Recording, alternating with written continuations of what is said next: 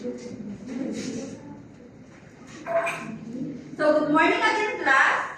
Good morning, teacher.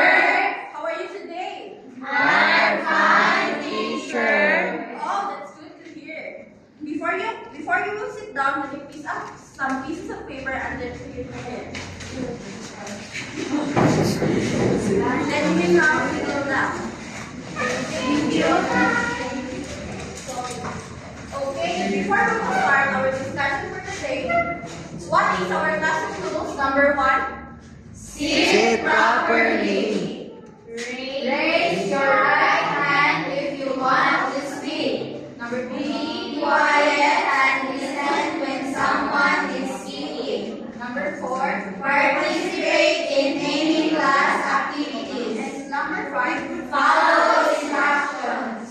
Okay, so I have here the incentive chart. So what is the purpose of my incentive chart? So I will group you into 2 groups. This will be the group 1 and this will be the group 2. So if one member of each group can answer my question, you have a orange fruit and you will place it in your tree. So but no, if one of the member of your group is not listening or very noisy out there, I will automatically deduct some orange fruits in your tree. Okay, understand, children? Yes, teacher. Okay. So, who among you here still remember what is our last discussion? Okay, Ella. Our last topic, teacher, is all about the human brain. Okay, very good. Then, what is the function of the human brain? What is the function of the human brain? Eden. The function of the human brain is the main Okay, the function of our human brain is to think. Then, can you name some parts of the human brain? Teacher. Shella? Cerebellum. Another. Nablet. Another. Part. Wala na si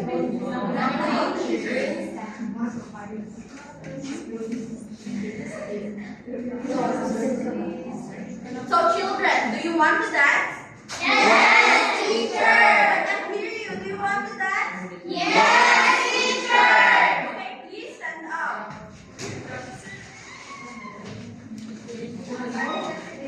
So, children, I want you all to dance it a little bit faster. Understand, children? Yes, teacher.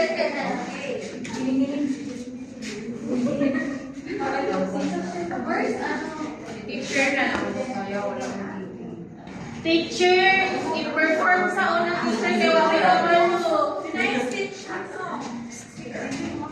Teacher, i-perform sa teacher kaya hindi ka malo. Okay, are you ready? Pagulat pa! Yes, teacher. Okay, please spread.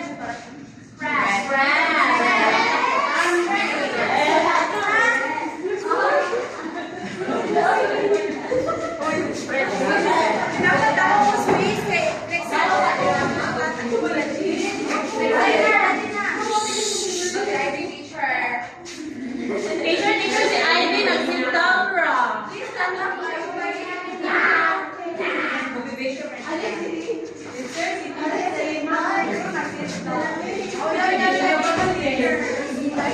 Ready na? Yes, teacher.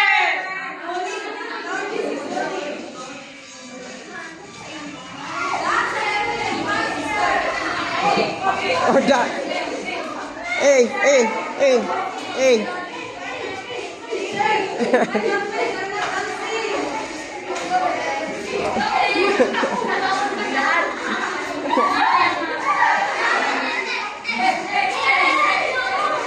Sa muka, oy!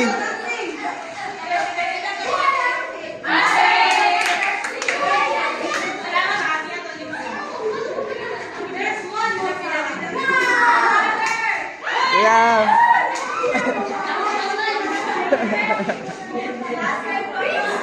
Okay, one more time. Faster.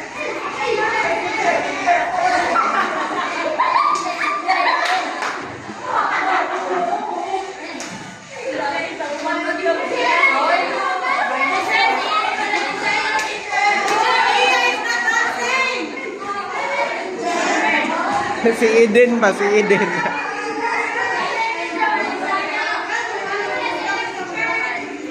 Okay. Okay. Thank you, everyone. Tama na, yan na kay Kanya. Naghanap na sila, teacher. So I want you all to place your hands on your chest and tell me what do you feel? Your chest. Heartbeat, teacher. Heartbeat.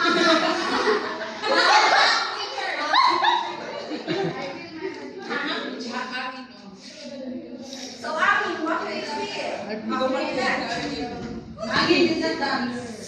Si heart is so, teacher, ang heart is fast. Uy, ali, bugbog. Yes, because your heart rate increases after dancing because your body is working harder. So I guess all of you know what is our topic for today. So what is our topic for today? Human factor. Our topic for today is about the human heart. Wala gi-acknowledge. Wala dyan na, teacher.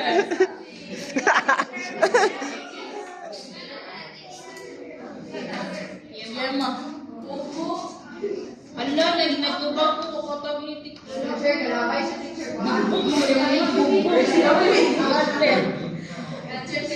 So today we're going to learn about the amazing human heart, the four chambers, and how it works to make us healthy and strong.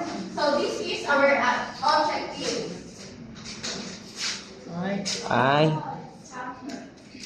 So please read our first objectives. Good one. 4 chambers of heart. The function of the heart as a pump. Explain how to take care of the heart. Okay, so children, are you excited to know how hearts work that keep us healthy and strong? Yes, teacher. Okay, so we're going to learn about the very special part of our body, our heart. So heart is a power engine that keeps us alive.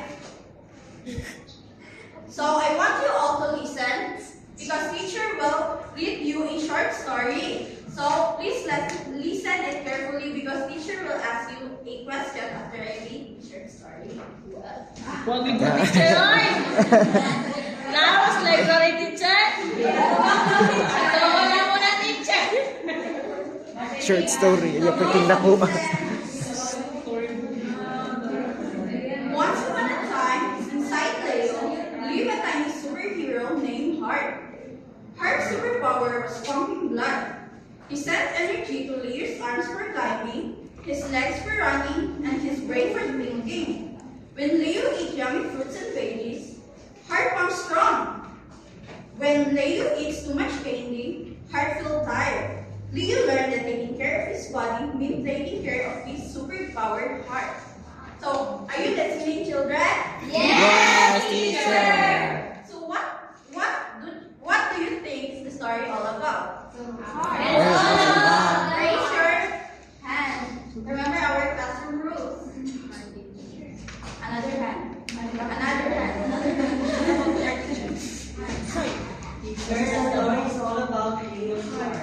Yes, another answer. Yes. Teacher is all about heart and also how to take care of our heart. Yes, exactly. Sabi. Teacher, kuha ka, kaya ako lang answer.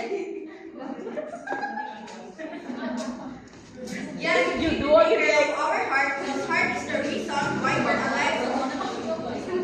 And also, it is the important part of our body. So I have here an illustration.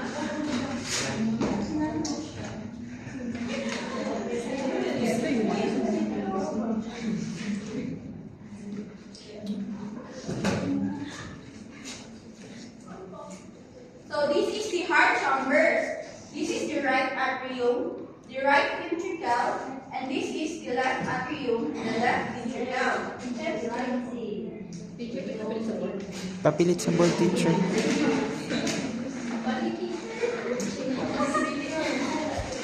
So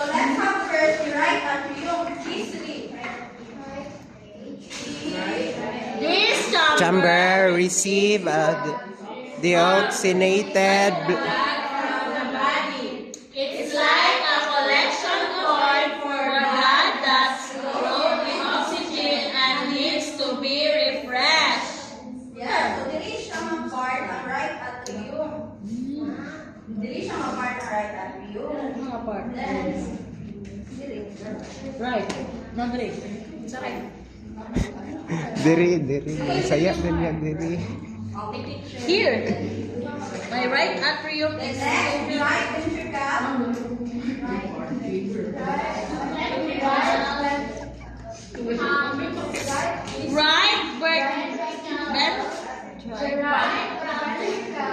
right ventricle pumps the blood from the right atrium to the lungs.